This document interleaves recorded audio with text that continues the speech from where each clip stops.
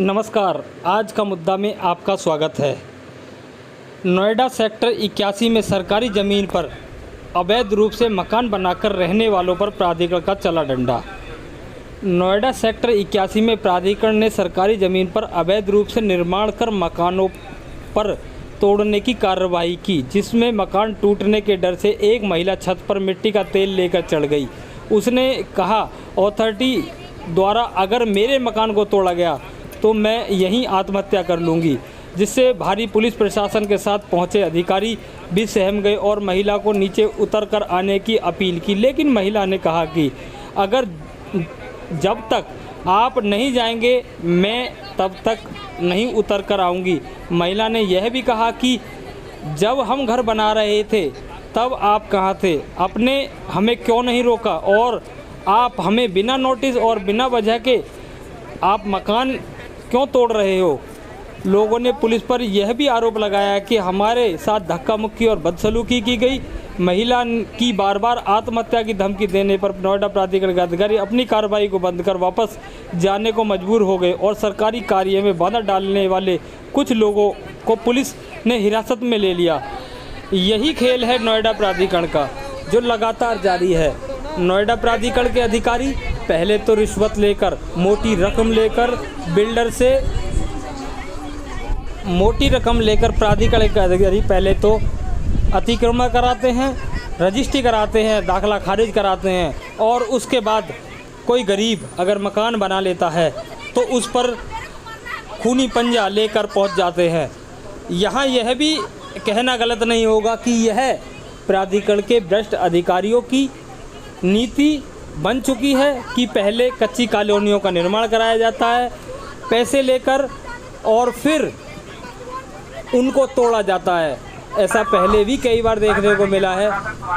कई बार नोएडा प्राधिकरण के अधिकारियों पर शिकंजा भी कसा गया, मगर इससे उनको कोई फ़र्क नहीं पड़ता क्योंकि मोटी रकम देकर वो छूट जाते हैं। जहां बिल्डर, जहां कॉलोनाइजर नई कॉलोनियों का निर्माण करके गरीबों को मीठे मीठे सपने दिखाकर एक एक खून के कमाई से लोगों के जुटाई हुई धन दौलत लूटकर प्राधिकरण के अधिकारियों को मालामाल करके और प्रशासन को रेवेन्यू स्टैंप की ड्यूटी देकर निकल जाते हैं, वहीं ऐसे लोगों पर उस समय क्यों कार्रवाई नहीं की जाती जब इनकी रजिस्ट्री की जा रही होती है। आखिर सरकारी ज़मीन की रजिस्ट्री कैसे हो जाती है, आखिर क्या वजह है जो सरकार को अपनी ही ज़मीन का पता नहीं होता। नोएडा प्राधिकरण के अधिकारी पुलिस के साथ अपनी दबंगाई दिखाते हैं, लोगों के साथ बदसलूकी करते हैं, मगर आज तक प्रशासन शासन नहीं चेता, जिसके लिए लोगों में भारी रोष है। नोएडा प्राधिकरण के अधिकारियों ने वहां घर बना रहे लोगों से बदसलूकी की, मार पिटाई की, कई लोगों के खिलाफ मुकदमा भी दर्ज किया और पुनः वापस आने की धमकी देकर वहां से चले गए। देखिए तस्वीरों में किस तरह खूनी पंजा लोगों की गाड़ी कमाई पर चल रहा है। उस समय प्राधिकरण कहाँ था जब लोगों ने यहाँ रजिस्ट्री कराई, उस समय प्राधिकरण कहाँ था जब लोगों ने दाखला खारिज कराया, क्योंकि उस समय रेवेन्यू स्टाम्प के चक्कर में प्राधिकरण के अधिकारी मौन थे और कॉलोनाइजर उनकी जेबें भी भर रहे थे, जिसके चलते उन्होंने इस पर कोई कार्रवाई नहीं की। अगर सरकार उस समय इस पर ध्यान देती, प्रशासन इस समय ध्यान देता तो ऐसी नौबत ही नहीं आती, मगर प्राधिकरण और सरकारी अधिकारी प्रशासन नेताओं की जेब कहां से भरती अगर उस समय इनको रोक दिया जाता। आज देखिए तस्वीरों में किस तरह प्राधिकरण के अधिकारी उसकी तलाशी ले रहे हैं, किस तरह उसको मार पीट कर ले जा रहे हैं जो मानवता के खिलाफ है। आखिर क्या गलती है इन गरीबों की, क्योंकि शहर में आशियाने की तलाश में ये बिल्डरों के, ये कॉलोनाइजरों के बिछाए और अधिकारियों द्वारा सर्जित घोटाले में फंस गए।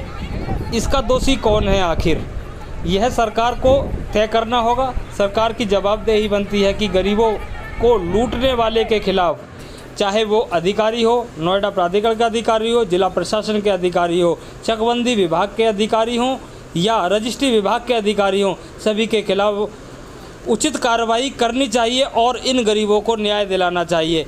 यहाँ पर संपूर्ण गलती नोएडा प्राधिकरण और जिला प्रशासन की है, जिसका खामियाजा गरीब लोग उठा रहे हैं।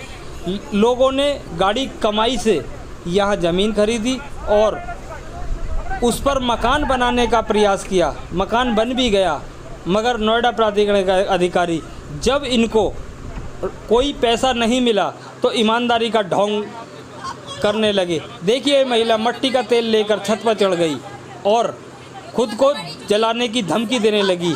नोएडा प्राधिकरण के अधिकारियों ने खूब मिन्नत की, मगर महिला ने साफ साफ कह दिया कि हम यहीं से आत्मदाह करेंगे और योगी सरकार को इसकी वीडियो भेजेंगे, जिससे डरकर प्राधिकरण के अधिकारी मौके से छूमंतर हो लिए। मगर नोएडा प्राधिकरण और उसके अधिकारियों को क्या करना है, देखिए खास रिपोर्ट। क्या नाम है आपका? मेरा परवेज आलम नाम है। पिताजी का नाम मंसूर अंसारी है। मेरी रजिस्ट्री भी है, दाखिल खारिज से मैंने किसान की जमीन लिया, घर बनाया हुआ। इनके पास कोई नोटिस नहीं है, कुछ भी नहीं है, आके जबरदस्ती तोड़ रहे हैं। बताओ ये कहाँ का ये है? नोटिस नहीं दिया था आपको पहले? कॉलर पकड़ रहे हैं, गाली दे रहे हैं, कहाँ छोड़ रहे हैं पुलिस वाले? बताओ ये कहाँ का नियम हो गया? ये सही है? कोई है यहाँ पे नियम कायदा कानून है? जिंदाबाद।